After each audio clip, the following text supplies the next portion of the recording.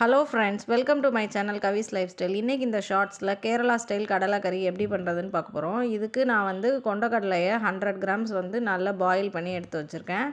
அப்புறம் ஒரு 1/2 கப் வந்து தேங்காய், கொஞ்சமாக கருவேப்பிலை போட்டிருக்கேன். அப்புறம் ஒரு பிஞ்ச் மஞ்சள் தூள், 2 டீஸ்பூன் அளவுக்கு மல்லித்தூள், 2.5 டீஸ்பூன் அளவுக்கு மிளகாய்த்தூள், இது எல்லாத்தையுமே போட்டு நம்ம இந்த மாதிரி வந்து ட்ரை ரோஸ்ட் பண்ணி வச்சுக்கணும்.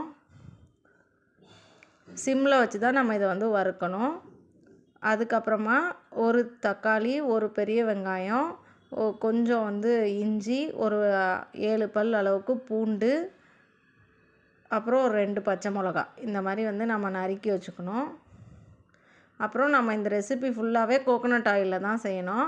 2 டீஸ்பூன் அளவுக்கு கோகோனட் ஆயில் வந்து போட்டுட்டு நறுக்கி வச்சுருக்கிற வெங்காயம், இஞ்சி, பூண்டு, பச்சை மிளகா, இது எல்லாத்தையும் போட்டு நம்ம வந்து வதக்கிக்கணும். வதக்குனதுக்கப்புறமா தக்காளியும் போட்டு நம்ம வதக்கிக்க போகிறோம். இந்த மாதிரி நம்ம வந்து லேசாக நம்ம வதக்கிட்டு இந்த வதக்குனதை தூக்கி நம்ம பாயில் பண்ணி வச்சுருக்கோம்ல சென்னா, அதில் நம்ம வந்து போட போகிறோம். இப்படி போடுறதுக்கு முன்னாடி நம்ம வந்து எடுத்து வச்ச சென்னாவில் ஒரு பாதி அளவுக்கு 1/2 கப் அளவுக்கு சென்னாவை நம்ம வெளியிலேருந்து எடுத்து வச்சிடணும். மிச்ச சென்னாவும் அந்த சென்னா பாயில் பண்ண தண்ணி கூட நம்ம இந்த வதக்கி வச்சுருக்கிற வெங்காயம், தக்காளி, பச்சை மிளகாய், இஞ்சி, பூண்டு, இது எல்லாத்தையும் போட்டு அதை வந்து குக்கரில் ஒரு விசில் வந்து விடணும்.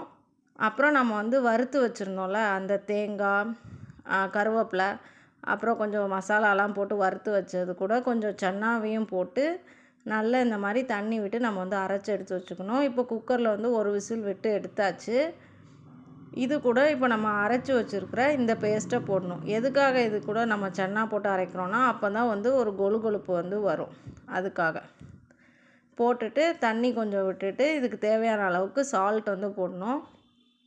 நீங்கள் வந்து இப்போ வந்து உப்பு போட்டு இதை நம்ம வந்து கொதிக்க விட்டுடணும். அது கொதிச்சிட்ருக்க டைமில் 2 டீஸ்பூன் அளவுக்கு கோகோனட் ஆயில் வந்து ஆட் பண்ணி கொஞ்சமாக வந்து கடுகு, உளுந்தம்பருப்பு வந்து நம்ம வந்து போட்டுடணும். அதுக்கப்புறமா நம்ம வந்து ஒரு பிஞ்ச் அளவுக்கு பெருங்காயம், கருவேப்பிலை, அப்புறம் 1 ஸ்பூன் அளவுக்கு தேங்காய் பூ. இதுக்கு தேங்காய் துருவல் இல்லைன்னா தேங்காவை நீங்கள் வந்து சின்ன சின்ன பல்லாக வந்து நறுக்கியும் நீங்கள் வந்து போடலாம். அதுவுமே வந்து டேஸ்ட் வந்து நல்லாயிருக்கும்.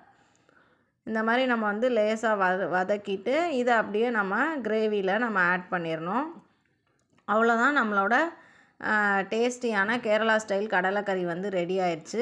இது வந்து குருமா மாதிரி இல்லாமல் நல்ல வந்து ஒரு தேங்காய் எண்ணெய், தேங்காய் ஃப்ளேவரில் ஒரு நல்ல சன்னா மசாலா மாதிரி இருக்கும். நீங்களும் இந்த ரெசிபி உங்கள் வீட்டில் ட்ரை பண்ணி பாருங்கள். இது வந்து ஆப்பம், இடியாப்பம், புட்டு எல்லாத்துக்குமே நல்லாயிருக்கும். தேங்க்யூ.